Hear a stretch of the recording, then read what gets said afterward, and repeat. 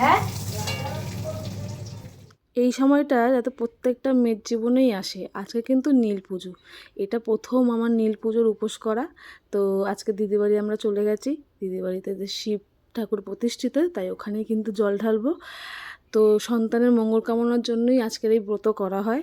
প্রত্যেকটা মেয়ে যেন তার জীবনে এই দিনটা পায়, এইটাই আমি মানে ঠাকুরের কাছে প্রার্থনা করি। তো এই খুব খুব ভালো পুজো হয়েছে, তোমরা তো নিশ্চয়ই লাইভটা দেখেছো, খুব ভালো কিন্তু পুজো হয়েছে।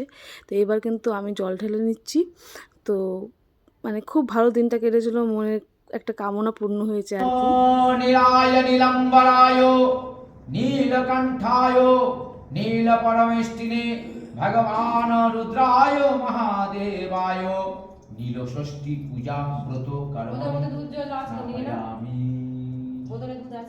এবার দিদি জল ঢেলে নেবে, আর অনেকেই ছিল তারা কিন্তু এক এক করে সব জল ঢেলে নেবে। তো উনি কিন্তু খুব ভালো পুজো করেছেন, আমার তো খুব ভালো লেগেছে ওনাকে। আমাদের বাড়ির পুজোতেও চেষ্টা করব ওনাকে একবার কোনো না কোনো সময় নিয়ে যাওয়ার। তো খুব ভালো কিন্তু পুজো হয়েছিল।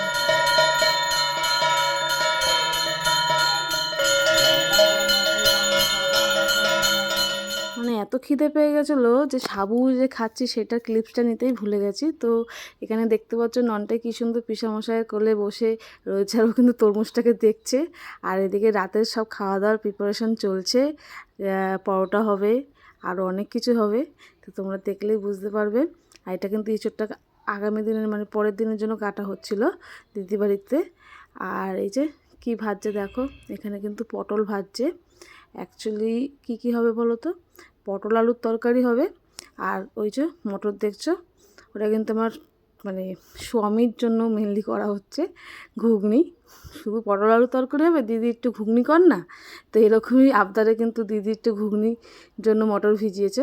এই যে দেখো খুব সুন্দর হয়েছিল, কিন্তু পটল আলুর তরকারিটা কিন্তু দারুণ হয়েছিল, ঘুগনিটাও খুব ভালো হয়েছিল, কিন্তু পটল আলুর তরকারিটা কিন্তু খুব সুন্দর হয়েছিল। আর এই যে পরোটা, এবার কিন্তু বাড়ির দিকে চলে যাবো, রাত্রির হয়ে যাচ্ছে অনেক।